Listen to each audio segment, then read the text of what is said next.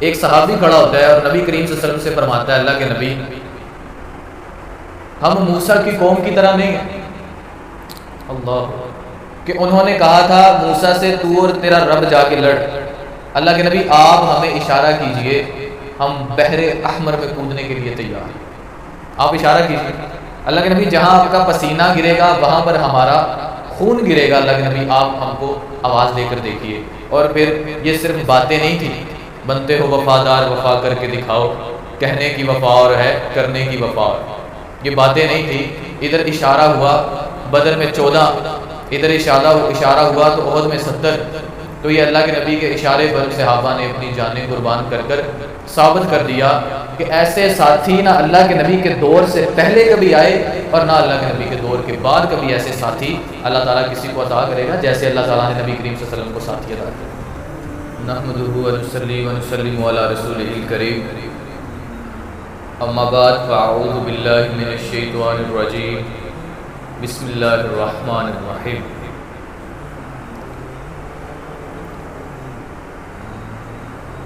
قال اللہ تعالی فی القرآن المجید والفرقان الحمید، رضی اللہ عنہم ورضوا عنہ، صدق اللہ العظیم۔ ذرا قوم کو بیدار تو ہو لینے دو، ہر قوم پکارے گی ہمارے ہیں صحابہ۔ آج کا موضوع دفاع صحابہ کے بارے میں۔ ہر قوم جو پہلے گزری ہر دور میں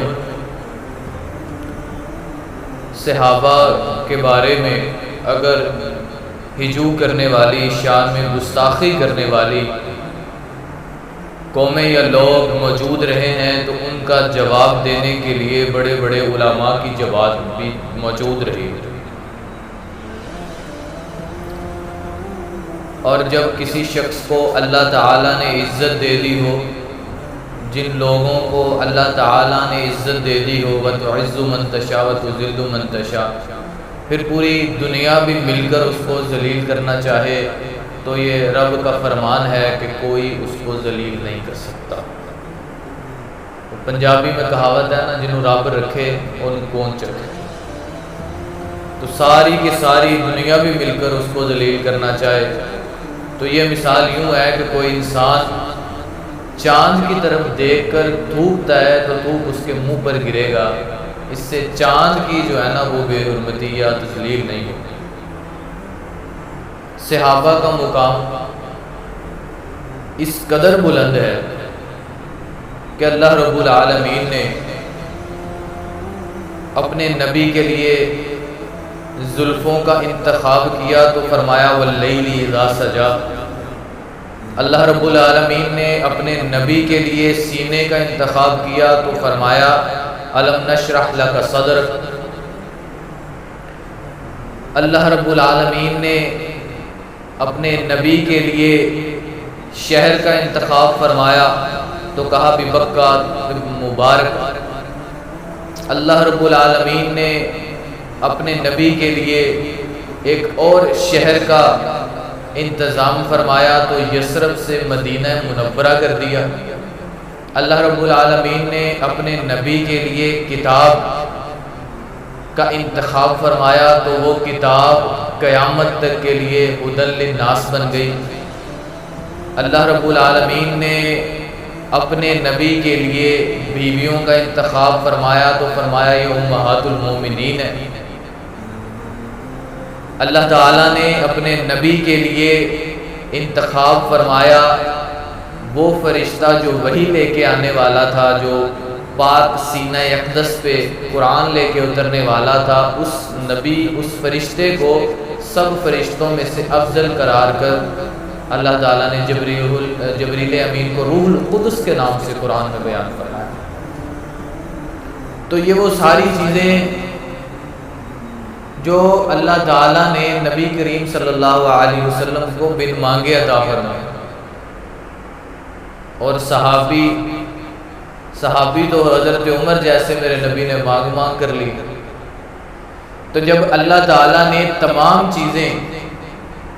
تمام تر چیزیں نبی کریم صلی اللہ علیہ وسلم کو بغیر مانگے افضل ترین عطا کی ہیں، تو یہ کیسے ممکن ہو سکتا ہے کہ دوستوں کی، یاروں کی، ساتھیوں کی جماعت کو اللہ تعالیٰ نے آپ صلی اللہ علیہ وسلم کے لیے نعوذ باللہ جو ہے نا وہ غلط انتخاب کر دیا۔ حضرت عیسیٰ علیہ السلام کے ساتھی حواری کہلائے، ان کا بھی اللہ تعالیٰ نے حواریون کا لفظ استعمال کیا قرآن مجید، اور نبی کریم صلی اللہ علیہ وسلم کے ساتھی اللہ اکبر وہ کہلائے صحابی۔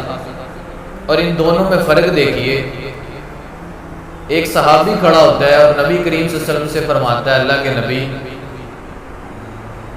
ہم موسیٰ کی قوم کی طرح نہیں ہیں، اللہ کہ انہوں نے کہا تھا موسیٰ سے تو اور تیرا رب جا کے لڑ، اللہ کے نبی آپ ہمیں اشارہ کیجئے ہم بحر احمر میں کودنے کے لیے تیار ہیں، آپ اشارہ کیجئے اللہ کے نبی جہاں آپ کا پسینہ گرے گا وہاں پر ہمارا خون گرے گا، اللہ کے نبی آپ ہم کو آواز دے کر دیکھیے۔ اور پھر یہ صرف باتیں نہیں تھیں، بنتے ہو وفادار وفا کر کے دکھاؤ، کہنے کی وفا اور ہے کرنے کی وفا، یہ باتیں نہیں تھیں، ادھر اشارہ ہوا بدر میں 14، ادھر اشارہ ہوا تو احد میں 70، تو یہ اللہ کے نبی کے اشارے پر صحابہ نے اپنی جانیں قربان کر کر ثابت کر دیا کہ ایسے ساتھی نہ اللہ کے نبی کے دور سے پہلے کبھی آئے اور نہ اللہ کے نبی کے دور کے بعد کبھی ایسے ساتھی اللہ تعالیٰ کسی کو عطا کرے گا جیسے اللہ تعالیٰ نے نبی کریم صلی اللہ علیہ وسلم کو ساتھی عطا کیا۔ ساتھیوں کی لڑی کو دیکھنا شروع کرے، سب سے پہلے فہرست میں حضرت ابو بکر، وہ ایک رافضی بکواس کرتا ہے، کہتا ہے حضرت ابو بکر رضی اللہ اللہ کے نبی کے ساتھ غار میں 3 دن رہے، یہ کون سی فضیلت؟ تو میں نے کہا وہ 3 راتیں جو اللہ کے نبی 3 دن غار میں رہے اس وقت ہوا کیا، یہ تو جاننا تجھے پتہ چلے کہ یہ فضیلت ہے کہ نہیں۔ اللہ کہیں ادھر حضرت ابو بکر سوراخوں کو بند کر رہے، کہیں کوئی سوراخ رہ جاتا ہے تو اس کے اندر ریڑھی رکھ رہے، کہیں ناگ نکل کر ڈستا ہے تو پھر بھی آج بھی اس وقت بھی صحابہ کو ناگ ڈستا تھا، آج بھی صحابہ کو ناگ ڈستا، لیکن اس کی پرواہ نہیں ہے۔ نبی کریم نے فرمایا تھا لا تحزن ان اللہ معنا، اللہ ہمارے ساتھ، اللہ اکبر۔ پھر ایک اور چھوٹی سی یہاں پر مثال اور پوائنٹ دیکھیے، ابو جہل، یہ مشہور واقعہ ہے آپ نے اکثر سنا ہوگا، ابو جہل پلاننگ کی، تیاری کی اور یہ مشورہ قرار پایا کہ ہم سارے ایک خاندان کے ایک بندے کو، ایک قبیلے کو چن کر نعوذ باللہ نبی کریم صلی اللہ علیہ وسلم کے گھر پہ دعویٰ بولیں گے، اور دعویٰ بولنے کے بعد جو ہے نا وہ ہم اللہ کے نبی کو نعوذ باللہ راتوں رات قتل کر دیں گے، اور یہ قصاص سارے قبیلوں پر بانٹ کر ادا کر دیا جائے گا، اور اس کا جو ہے نا دیت ادا کر دی جائے گی، چونکہ قصاص لینا محال ہے۔ اب ادھر آپ صلی اللہ علیہ وسلم جناب امیر حضرت علی المرتضیٰ شیر خدا علی حیدر رضی اللہ تعالیٰ عنہ کو اپنے بستر پر لٹا کر جا چکے تھے، اور وہ صحابی دیکھیے جو فرشے جو ہے نا وہ قتل گاہ کو فرشے گل سمجھ کر سو گئے۔ تو ابو جہل نے جب آ کر وہاں پر رات کا محاصرہ کیا، جب دیکھا چیک کیا تو وہ چادر کے نیچے حضرت علی تھے، اور محل استشہاد جو اصل بات ہے وہ یہ ہے کہ ابو جہل کو جب اللہ کے نبی وہاں نہیں ملے تو ابو جہل نے، تاریخ کی کتابیں گواہ ہیں، اپنے ساتھیوں سے کہا کہ اگر اللہ کے نبی یہاں نہیں ہے تو پھر ابو بکر کے گھر ملیں گے۔ تو یہاں سے بڑی بریک اور بڑی زبردست بات ہے کہ اس دور کا مشرکین مکہ کا کافر یہ بات سمجھ گیا کہ نبی تک پہنچنا ہو تو کدھر جانا پڑے گا؟ ابو بکر کے، کیونکہ جہاں جہاں ابو بکر ہے وہاں وہاں اللہ کے نبی۔ تو اللہ کے نبی کو ڈھونڈنے کے لیے ابو جہل گیا ابو بکر کے دروازے پہ اور دستک دی جا کر، لیکن آج کا گستاخ صحابہ، آج کا صحابہ کرام کی گستاخی کرنے والا نہ سمجھ سکا کہ اگر نبی کو ڈھونڈنا ہے، نبی تک پہنچنا ہے تو کدھر جانا پڑے گا؟ حضرت ابوبکر صدیق تک۔ صحابہ کی عظمت، صحابہ کی شان بڑی بلند ہے۔ ابھی بل پاس ہوا کہ صحابہ کی شان میں جو گستاخی کرے گا اس کی سزا منتخب کی گئی۔ جیسے بل پاس ہوا ویسے ہی اپنی بلوں سے بہت سے لوگ باہر نکلے۔ جیسے ہی بل پاس ہوا بلوں سے بڑی چیزیں باہر نکلی اور کہنے لگے لے جی ہم تو صحابہ کی ہجوم نہیں کرتے، ہم تو صحابہ کی گستاخی نہیں کرتے، ہم تو صحابہ کا احترام کرتے ہیں، لیکن صحابی کون ہے یہ ہم ڈیسائیڈ کریں گے۔ صحابی کون ہے؟ فلاں صحابی ہے، فلاں نہیں، فلاں ہے، فلاں نہیں۔ تو صحابی ہوتا کیا ہے یہ ہم ڈکلیئر کریے، ہم فیصلہ کریں گے۔ اور اللہ قرآن میں فرما رہا ہے کاتبہ، لکھ دیا ہم نے لکھ دیا، فی قلوبہم، ان کے دلوں پر ایمان کو لکھ دیا۔ آپ دیوار پہ لکھیں، آپ دیوار پر لکھیں ایمان کیا ہے، کلمہ لا الہ الا اللہ، تو دیوار خوبصورت ہو جاتی ہے۔ مثال سمجھیے گا، آپ کسی گاڑی پر لکھیے لا الہ الا اللہ، گاڑی خوبصورت ہو جاتی ہے۔ آپ جس جگہ بھی لا الہ الا اللہ لکھیں وہ جگہ خوبصورت ہو جائے گی۔ مگر میں قربان جاؤں، جب میرے رب نے صحابہ کے دل پر ایمان لکھا تو ایمان خوبصورت ہو گیا۔ صحابہ تو خوبصورت تھے ہی پہلے سے، وہ صحابہ بھی کیسے؟ اللہ اکبر اللہ۔ حضرت ابوبکر صدیق سے وہ ابو جہل والا واقعہ اس نے ڈھونڈا کہ میں جو بڑا یار بیلی جو سب سے پکا ابو بکر ہے اللہ کے نبی کا، اس کو جا کے پھسلاؤں بہکاؤں، اور جا کے حضرت ابوبکر صدیق سے کہتا ہے ابو جہل تجھے پتہ ہے تیرا یار کیا باتیں کرتا ہے؟ وہ کہتا ہے کہ میں نے راتوں رات، بلکہ رات کے ایک حصے میں یہاں سے سفر کیا شام کی طرف، فلسطین جا کر میں نے بیت المقدس کے اندر جو ہے وہ نماز ادا کی، پھر وہاں سے میں گیا آسمان پہ، پہلے سے دوسرے پہ، دوسرے سے تیسرے پہ، چوتھے پہ، پانچویں پہ، 7 آسمانوں کی میں نے سیر کی، اور پھر میں نے جنت کو دیکھا، جہنم کو دیکھا رات کے ایک حصے میں۔ مذاق کرتے ہوئے، ہنستے ہوئے ابو جہل بتا رہا ہے ابو بکر کو، وہ ابو بکر پوچھتے ہیں قربان جاؤں ابو بکر تیری صداقت پہ، تجھے میرے رب نے یوں ہی نہیں کہا تو صدیق ہے۔ اللہ، حضرت ابو بکر رضی اللہ عنہ فرماتے ہیں یہ بات کس نے کی؟ تو کہتا ہے تیرے یار، ابو جہل کہتا ہے تیرے یار نے، محمد نے صلی اللہ علیہ وسلم، تیرے محمد نے بات کی ہے یہ۔ حضرت ابو بکر صدیق فرماتے ہیں اگر نبی نے یہ بات کی ہے تو سچ فرمایا، قربان یہ صداقت ہے۔ ایک مرتبہ ایک روایت آتی ہے نبی کریم صلی اللہ علیہ وسلم کے پاس کچھ صحابہ بیٹھے، اللہ کے نبی فرمانے لگے، واقعہ بتانے لگے، واقعہ بتاتے بتاتے اللہ کے نبی نے فرمایا کہ بیل نے مجھ سے بات کی، بیل نے مجھ سے بات کی اور میں نے بیل سے بات کی۔ جب یہ الفاظ صحابہ کے کان میں پڑے تو صحابہ فرماتے اللہ کے نبی، وہ نئے نئے صحابہ ہونے والے، ایمان لانے والے، اللہ کے نبی کیا سچ میں بیل بولا؟ اللہ کے نبی کیا سچ میں بیل ایسے بولا جیسے انسان بولتا ہے؟ اللہ اکبر، میں قربان جاؤں، اللہ کے نبی نے فرمایا کاش اس مجلس میں ابو بکر رضی اللہ تعالیٰ اور حضرت عمر فاروق رضی اللہ تعالیٰ ہوتے تو وہ یہ سوال نہ کرتے۔ صداقت کا یہ حال، اللہ کے نبی سے محبت کا یہ حال ہے۔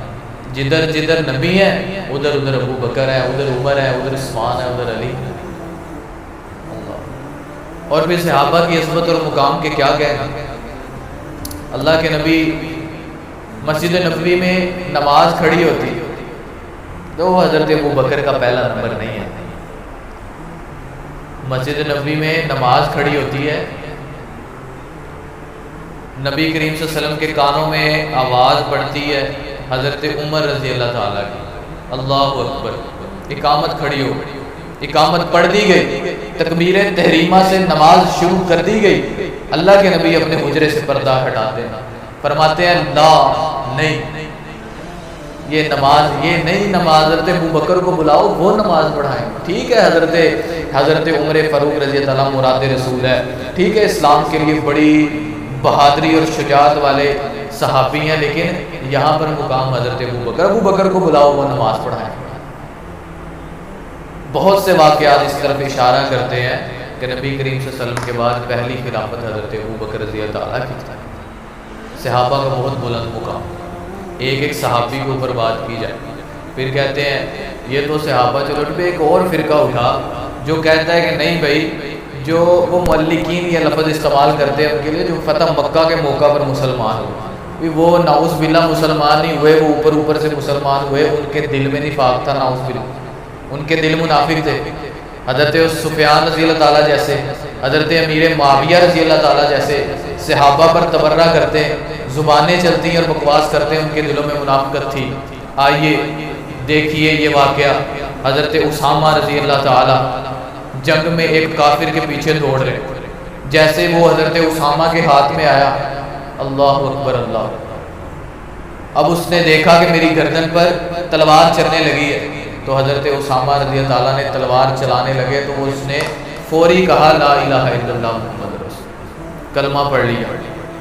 حضرت اسامہ رضی اللہ تعالیٰ نے پھر بھی اس کی گردن پہ تلوار چلا دی۔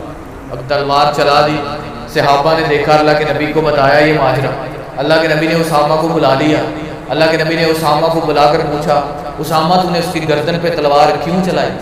حضرت اسامہ رضی اللہ تعالیٰ، اللہ کے نبی برہم تھے، اللہ کے نبی کا چہرہ سرخ تھا، لیکن اللہ کے نبی بار بار اسامہ سے یہ بات پوچھ رہے تھے، اسامہ تو نے اسے قتل کیوں کر دیا؟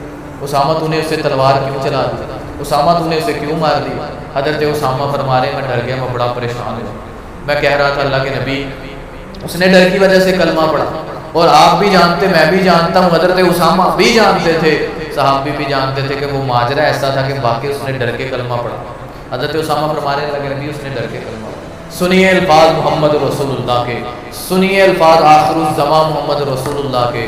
آپ صلی اللہ علیہ وسلم بار بار غصے سے اسامہ سے فرما رہے ہیں اسامہ تو نے اس کا دل چیر کے دیکھا، اسامہ تو نے اس کا دل چیر کے دیکھا تھا کہ اس نے کلمہ کس دل سے پڑھا تھا۔ اسامہ کل قیامت کے دن یہ نہ ہو کہ تیرا گریبان پکڑ لے اور وہ شخص تجھے پوچھے گا کہ تو نے اس کو کیوں قتل کر دیا کلمہ پڑھنے کے بعد۔ حالانکہ یہاں پر تو وہ ایسا واقعہ اور ایسی سچویشن سامنے بنی نظر آ رہی تھی کہ اس نے ڈر کے کلمہ پڑھا، اور اللہ کے نبی ڈانٹ رہے ہیں حضرت اسامہ کو، اسامہ تو نے اس کو قتل کیوں کر دیا؟ تو نے اس کا دل چیر کے دیکھا تھا اس نے کلمہ کیسا پڑھا۔ اور آج کا صحابہ پر تبرہ کرنے والے سے میں پوچھنا چاہتا ہوں، کیا تو نے ان صحابہ کے دلوں کو چیر کر دیکھ لیا کہ انہوں نے کلمہ ڈر کی وجہ سے پڑھا یا کس وجہ سے پڑھا؟ پھر ان کے اوپر مختلف قسم کے بہتان بازیاں، پھر ان کے اوپر کچھ تاریخ کے پلڑوں میں ان کو توڑ کر، صحابہ کو تاریخ کے پنوں میں توڑ کر ان کی عظمتوں کو، ان کی شان میں گستاخیاں کرنا، یہ کامیابی نہیں ہے، یہ کامیابی نہیں ہے۔ یہ زندگی میں ہی ان لوگوں کو سبق مل جائے گا، صحابہ کی گستاخیاں کرنے والوں کو زندگی میں ہی پتہ چل جائے گا کہ انہوں نے کیا کمایا ہے۔ صحابہ کی شان بڑی بلند ہے، اللہ رب العالمین نے بڑی عظمت سے نوازا ہے۔ اللہ تعالیٰ نے قرآن میں وَأَشِدَّاءُ عَلَى الْكُفَّارِ کہیں رُحَمَاءُ بَيْنَهُمْ فرمایا ہے۔ رُحَمَاءُ بَيْنَهُمْ کو جب میں دیکھتا ہوں تو مجھے حضرت عثمان نظر آتے ہیں، اشداء علی الکفار کو دیکھتا ہوں تو مجھے حضرت عمر رضی اللہ تعالیٰ دکھائی دیتے ہیں، نظر آتے ہیں۔ یہ وہ صحابی تھے جن کو اللہ تعالیٰ نے بڑے کمال اور بڑی ہی جرت و بہادری اور بڑی ہی عزتوں سے اللہ رب العالمین نے ان کو نوازا، اور ان کی راتیں کیسی، ان کی نمازیں کیسی، ان کی عبادتیں کیسی، ان کے صدقات کیسے ہیں، ان کے تقوی کیسے ہیں، ان کے لوگوں کے ساتھ رویے کیسے ہیں۔ یہ کیسے ہو سکتا ہے کہ ان کے دلوں میں منافقت ہو؟ یہ بات بڑی دور کی کجا ہے، کاش تم نے ان کی زندگیوں کو سمجھا ہوتا اور ان کو پڑھا ہوتا، تمہیں پتہ چلتا۔ اللہ